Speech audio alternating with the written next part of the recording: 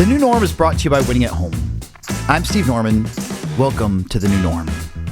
A few years ago, I had the opportunity to participate in a spiritual formation retreat. And in that retreat, somebody who's since become just a great mentor of mine, Brian Wallace, gave a talk where he said, sometimes when we read the scriptures, we start in the wrong chapter.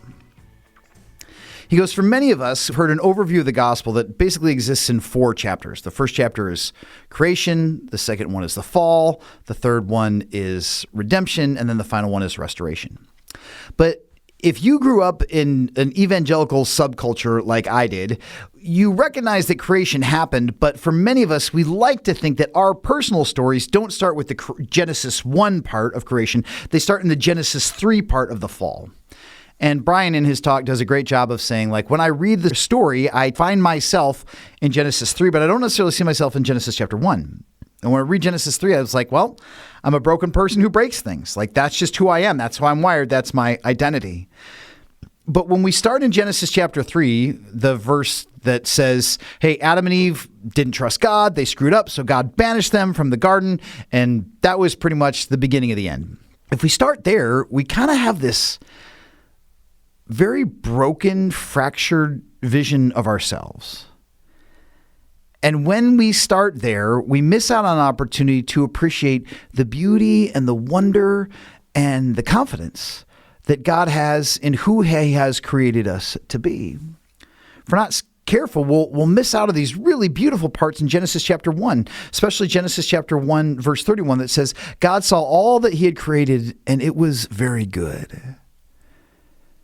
And make no mistake, everything in Genesis chapter 3 is true. I'm not discounting that. I'm not saying that we get to skip that part over. I'm saying that when we read it, we have to read it against the backdrop and the context of Genesis chapter 1.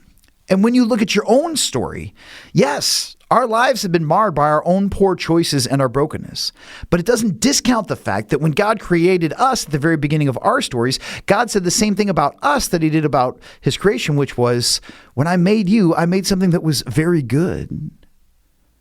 In fact, in Luke chapter 1, verse 14, we hear an angel promise Zechariah that his wife is going to give birth to a son that would eventually be known as John the Baptist. And the angel said this to him. He goes, he will be a joy and a delight to you. And many of us, when we start viewing our stories in Genesis chapter 3, we're like, man, I'm a screw up at a lot of different possible levels. I am a failure and I am a disappointment. And truth be told, some of our behaviors have been incredibly less than ideal. But it doesn't change the fact that in our, what I like to call, in our original factory settings, we are a joy and a delight to God and a joy and a delight to others. We are people who are created in His image, and as such, we have the capacity for innovation and relationship and stewardship and care and appreciation and confidence and rest. But our sin nature, when it went unchecked, fractured or broke or shattered some of those initial image-bearing traits that we had. Even though we, like God, are born with the capacity for creation, sin can turn that into a tendency towards destruction. And just like we were born with the capacity for connection, sin often drives us to isolation. We're born with the capacity for stewardship. But the flip side of that is that often we operate out of greed. God gave us the ability to care for others and His creation, but sometimes when that gets twisted, it devolves into only care and concern for self. God has the capacity for appreciation and wonder. He looks at all that He has created and said, it is good, it is good, it is very good. But in our brokenness, we have a tendency towards criticism and say, it is wrong, it is bad. It is all very bad. God has the capacity for confidence. He looks at what He's created and He delights in it. We have a tendency towards anxiety. We look at what we create and we feel insecure about it. God has the capacity for rest. It says that on the seventh day, God rested. And even though we were designed with that wiring to reflect God's image in our commitment and capacity for rest, often we devolve into striving. Why? Because all of us struggle with our spiritual brokenness. And I've realized that our spiritual breaks can come in varying degrees of visibility and intensity. Like, all of us are broken in different ways, and some of our brokenness manifests itself in different types of behaviors. When I was 14 years old, I was riding my bike to football practice, and I wasn't paying attention, and I got hit by a 14-ton construction flatbed. Now, fortunately, the truck never made contact with my body. It only clipped the back side of my bike. But when I was sent flying into the air, I landed hard in the street. And when I did, I broke my tailbone. I had a hairline fracture in my right elbow, and when my head snapped back and hit the curb, I required 14 stitches in my scalp. But if you were looking at me head on at school a couple weeks later, you don't cast somebody for a tailbone.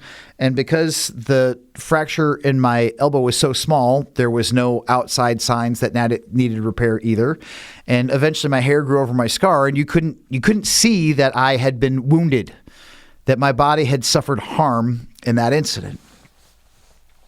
Fast forward about 20 years in the future, I was working in suburban Detroit, and I was driving down the road on a summer day, probably around the same time of year, and I came across an accident where a young man on a bicycle had just been hit by a car. And he was in the gutter of that street, and I was trying to provide aid and comfort until the ambulance arrived, and I looked at his ankle, and it was at a right angle to his shin bone. We had both suffered similar types of accidents, but his injuries were way more visible than mine were. And I'm realizing that all of us have spiritual brokenness. Some of our injuries are more apparent to others than some of the other ones. But both of those statements can be true at the same time. We can be people who are loved and delighted in by God, and we can be people who are struggling with our own spiritual wounds and brokenness. But if we start with what God says about us in chapter 1, it changes how we hear what God says about us in chapter 3.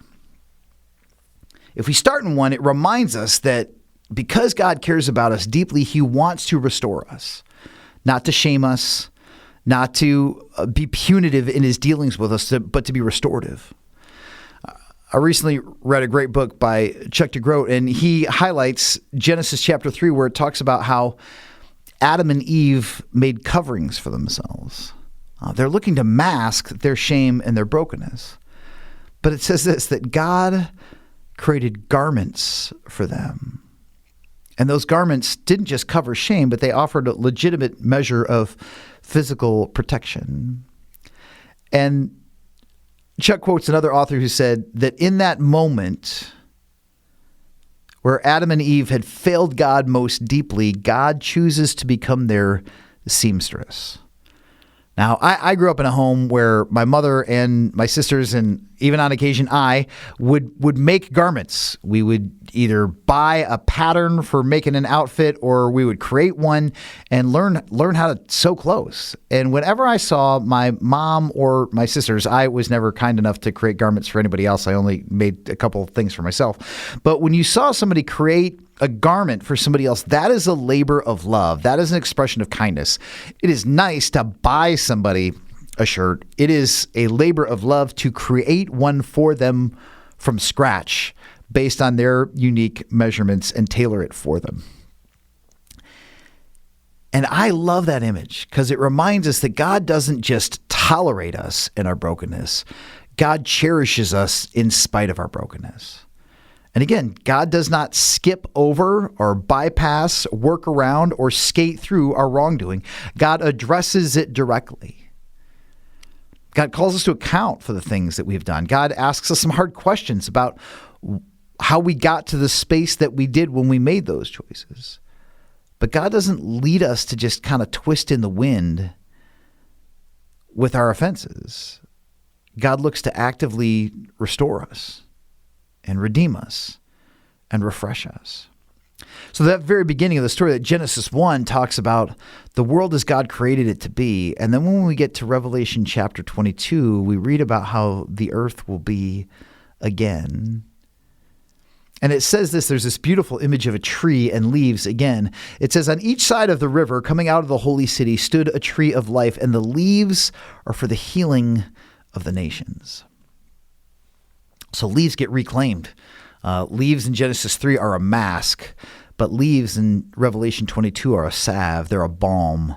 They're a healing agent to catalyze the restoration, not just of individuals, but of entire people groups who are getting restored to God for their good and his glory.